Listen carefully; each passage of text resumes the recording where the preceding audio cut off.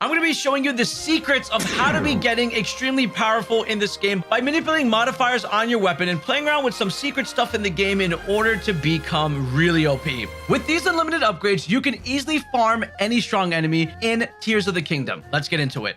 So there's two places I need to introduce you guys to in the game. The first one's going to be located all the way in Tarrytown over here. This is going to be completely east from Lookout Landing. So if you're at Lookout Landing and you're starting the game still, make all your way all the way down to get to the Tarrytown location. In Tarrytown, you're going to find a shop in the middle of the area. And it's going to be really obvious because this is our guy who's going to be responsible for everything. His name is Pellison. Now, what Pellison's job is to break down fusion items and keep them in top pristine shape. So let's just say I went ahead and I decided to fight a Lionel. And after fighting maybe a silver Lionel, I was like, hey, let me be a smart guy and fuse my Lionel blade to my wooden club, right? Which is not like the greatest option to do. So my sturdy thick stick has it. And it's like, okay, that's decent, but why would I want a base weapon that has an attack of 7, right? That's probably not the best choice for me to fuse a silver Lionel horn with that does a 55 damage. And maybe I get a better weapon, for example, and I'm like, oh, wait, this cool Gloom Sword is 41, and I might want to add my Lionel blade on that, giving me like very close to 100 damage. What this guy is essentially for is that exact reason. So when you talk to him, so he'll say, I'll break it down soon and done, Pellison's break apart shop, and it'll cost you 20 rupees. So this is the 20 rupees part here. Remember, this one is very efficient only for switching out fusion items. So what you're going to do is I'm going to take this thick 30 stick and give it to him, right? So he's going to break this down completely. And what happens is you're going to hear a sound effect. Something's going to happen. And then you're going to see your fusion piece completely separated from your weapon. Usually when you try to remove a fusion piece on a weapon, the thing that happens is you cannot get rid of it. So the only thing is you hit destroy, and that's how you get your original sword back. So this is going to be very good for that. So what I could do now is I could take my Gloom Sword and I could just fuse it with this sword. And now I have a 96 attack single-handed weapon, which is pretty cool. And now this sturdy thick stick doesn't need to be used anymore, rendering it to be absolutely useless to me. And that's how you pretty much upgrade the base part of your weapon. So the initial fusion weapon, if you have a better fusion top. So this is how you keep upgrading and moving above. So let's go to the next part, which is going to blow your mind completely. Real quick, before we move on, make sure to hit that subscribe button so you can see more extremely amazing videos like these. It helps so much. Okay, thank you. Just hit it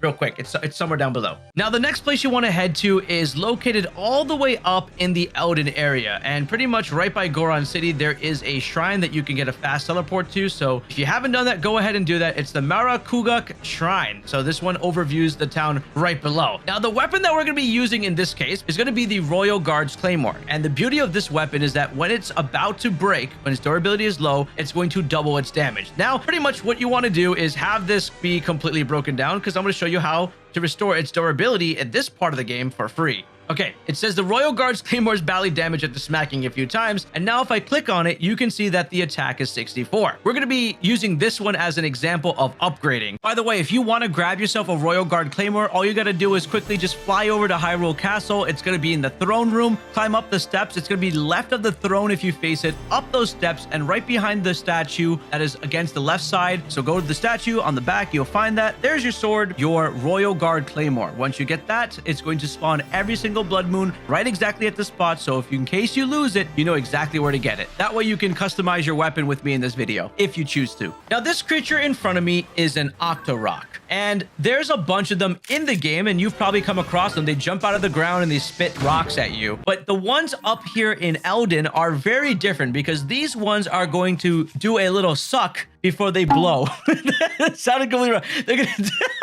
They're gonna suck up something before they spit it back out at you. Pretty sus, but that's what they do. What you're gonna be doing is going to be walking up to this rock. It's gonna go down. You're gonna drop your weapon and back up all the way. When you back up a bit, and it's gonna then suck up the weapon and spit back the weapon at you. But the beauty is, while it's sucking it up and it's inside of it, you're gonna see a bunch of sparkles on screen. When those sparkles happen, that means the Octorok is enhancing your weapon and adding a modifier on your weapon. So when he spits it back out, I'm gonna open it up, and in the bottom right of my screen, you can see that there is now a modifier. Now, let me explain to you exactly the modifiers that exist in this game. The list of modifiers in this game are attack up, which increases the strength of a weapon depending on the value of the modifier. So this would be +5, +6, +7, all the way up mostly to +10. And attack up is only going to be applying to melee weapons and your bows. So for example, like the sword gets an attack up. The next one is going to be shield guard up. Shield guard up relates to how much damage the shield's durability takes from an attack. The higher the shield guard up up value is, the less damage the shield will be blocking. It can also stagger or disarm enemies while blocking if the value of shield guard up is high, and this is only going to be affecting your shields. Critical hit. The critical hit modifier deals critical damage on the final hit of a combo. This is only going to be affecting melee weapons. Durability up increases the durability of a weapon. The higher the value of the modifier is, the more sturdy a weapon is, which means it's less likely to be able to break. This is going to affect everything from weapons, bows, and shields. Long throw is another modifier that increases the distance of a weapon when thrown. This is only going to be affecting melee weapons if you happen to get that modifier. Quick shot is going to be able to fire an arrow much more quickly. This is only going to obviously affect bows. And the final one is the 5-shot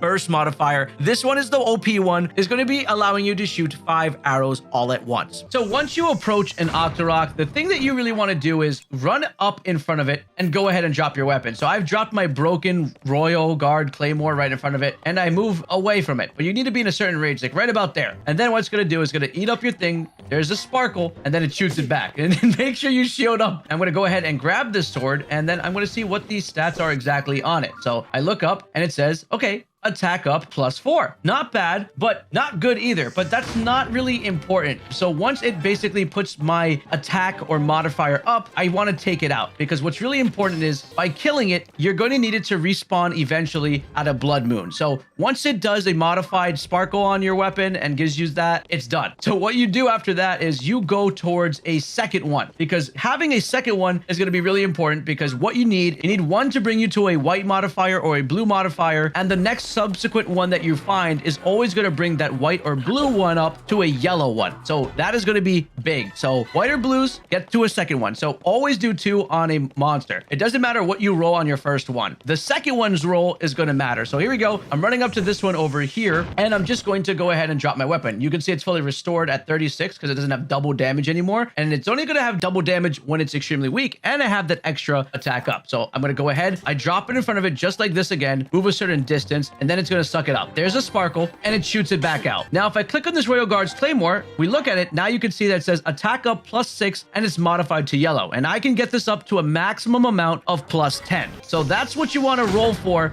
and save in front of it ahead of time when you're doing this. If you don't save in front of this one and you decide to do it later, you can just go into another Octorok and throw it in, and that's basically how you RNG. But the best thing you need to do is always save before your second one and then re-roll to see what you get. And going back to Tarrytown, let's just say I accidentally had a Silver Lionel Blade like we mentioned at the start of the game, fused to something else. I just do the entire breakdown, take that fusion part out, and attach it to my Royal Guard's Claymore. So now with my attack up +6, my Royal Guard's Claymore, and my +55 Silver Lionel Saber Horn, I'm going to have a total attack of 93. So when I go ahead and damage it, because of the way the Royal Guard's Claymore works, and the total attack on this weapon is going to be 186. But I found even more Octoroks, and I'm going to show you exactly all the spots on the map where you can get it. On my map, here are the locations of the Octoroks I encountered in this exact spots. There's one over here.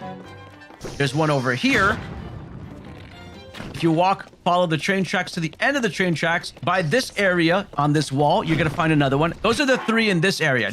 If you go back to Goron City and you start walking and you head over towards this waterfall area, you're going to follow down this waterfall pathway. You're going to find one first immediately in this area as you drop down. Then you're going to continue down the river, and you're going to find another one towards your right side as you're going down the river. It's going to be located here on the map. But as you're coming down, your character will be facing on the right. And then as you go further down past the whole entire water area, you can find another one. So that brings you to a total of 6 Octoroks. What that exactly means for you is a very big benefit. So what else was I able to do because of 6 Octoroks? Now, because there were 6 of them, I was able to, 1, upgrade my Silver Lionel Blade just a little bit further by mixing it up again with the yellow modifier and getting the attack up to +10. That +10 attack modifier and then me damaging the weapon is going to lead me to have 194 attack. And now that we have it at 194, look how fast I can nuke Lionels. This is amazing. And I'm going to have a whole entire video about Lionel farming, so you're going to know exactly what to do in the next one when it comes to Lionel farming. Now, I also wanted to increase my Hylian shield because I've been using that since the beginning of the game. It didn't break yet, but I'm pretty sure the durability was wearing down over time. So what I did was I got to 1 Octorok, threw it in, I got my white modifier, and like I mentioned, the white modifier to me does not matter on the first Octorok. I go to the second one, you're going to save in front of your second one,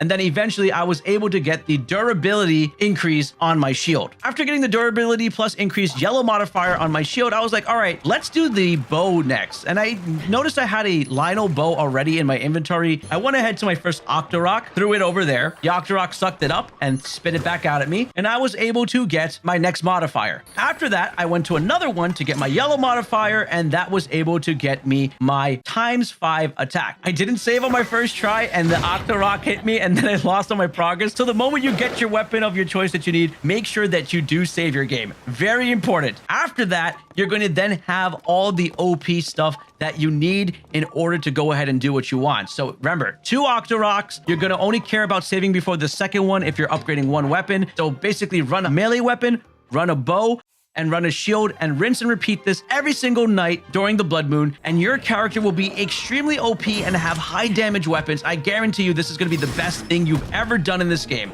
Now that you're a professional at modifying your weapons and shields, you should check out this video over here. Seriously, click on it.